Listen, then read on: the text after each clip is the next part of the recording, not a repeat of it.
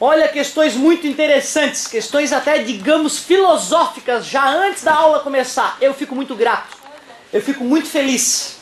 E para que as duas aulas não fiquem maçantes, vou abrir um parênteses entre as aulas para falar um pouquinho de filosofia. Vou pedir um pouquinho da liberdade do professor de Sociologia e Filosofia para passar um vídeo para vocês sobre filosofia, que depois vocês podem conversar um pouco mais com ele sobre isso, que é muito legal. Até porque a física e a filosofia nasceram juntos, não sei se vocês sabem. Aliás, quando eu me pergunto, pô, de onde é que eu vim, de onde é que eu vou, qual é a origem da vida, qual é o final da vida, qual é a história do universo, é filosófico, né? É uma inquietação filosófica que me faz investigar a natureza, e aí a matemática é a linguagem que nos permite fazer a abordagem mais precisa, e é por isso que a gente tem uma história do universo, do ponto de vista dos humanos aqui, relativamente bem completa, né? Para quem antes não sabia nada sobre a origem da vida, hoje nós temos elucubrações muito poderosas para explicar a origem da vida, né? Por exemplo, o Big Bang, né? Concorda comigo? A teoria para a origem do universo, a melhor hoje é o Big Bang. Hoje eu estava explicando para a galera do terceiro ano como é que a gente consegue saber a velocidade das galáxias a partir daqui da Terra sem nunca ter encostado na galáxia. Como é que a gente sabe que velocidade ela tem em relação a nós, né? Por que a gente sabe que as galáxias estão todas se afastando do mesmo ponto?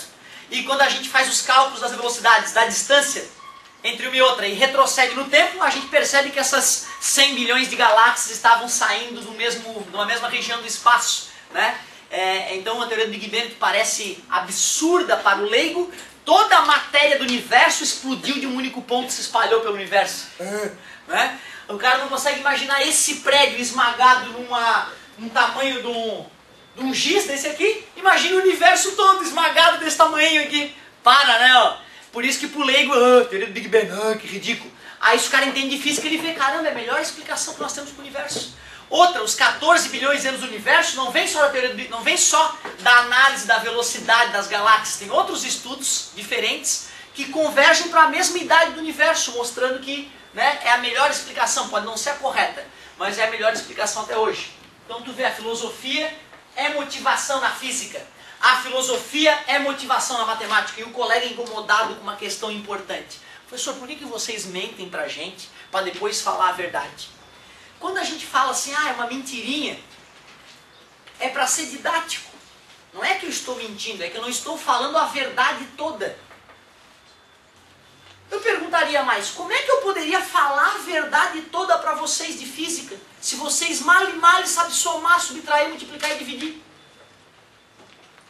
Como é que tu quer entender a origem da vida, do universo, a teoria da evolução de Darwin com a cabeça que tu tem hoje?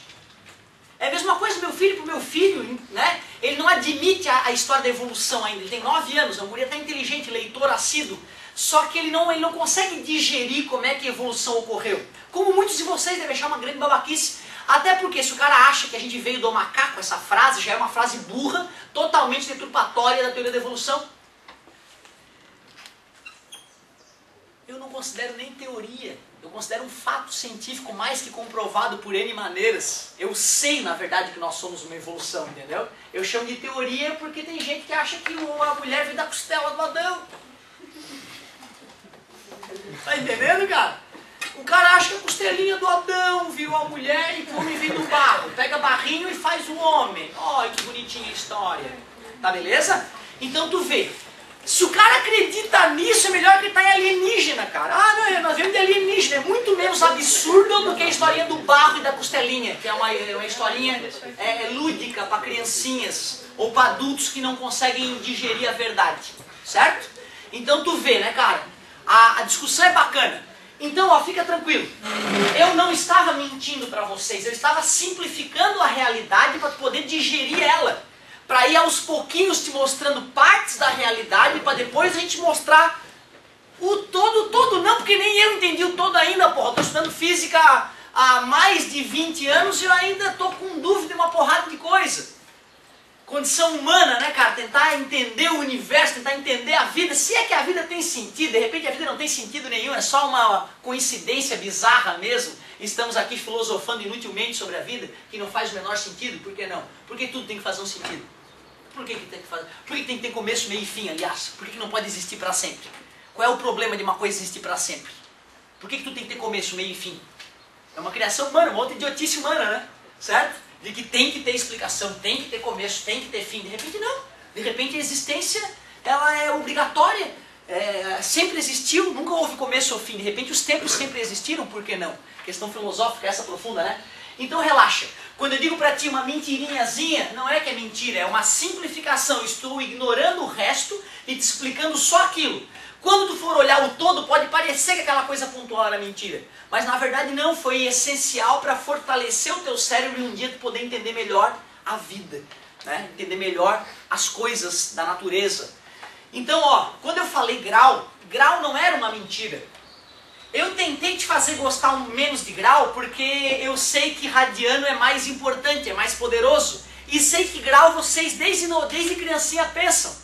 Desde criancinha a gente já fala para a criança que se ela faz isso aqui ela deu 360 graus, deu uma volta. Se ela faz isso aqui ela fez 70 graus, meia volta. Se ela faz isso aqui ela girou 90 graus, um quarto de volta, né? Porque falar para a criança do radiano, só aquele símbolo pi vai fazer a criancinha ter pesadelo. Entendeu? Então não precisa, a criancinha não tem cérebro para entender o pi. Aí vocês que estão ficando mais maduros conhecem o radiano. Conhecem o radiano que já usa pi. E pi é uma outra coisa que eu já desenvolvi com vocês, né? Que já foi desenvolvido com vocês desde o 7º ano. 7º ano falamos de pi. 8º ano falamos de pi. 9º ano usamos pi pra caramba.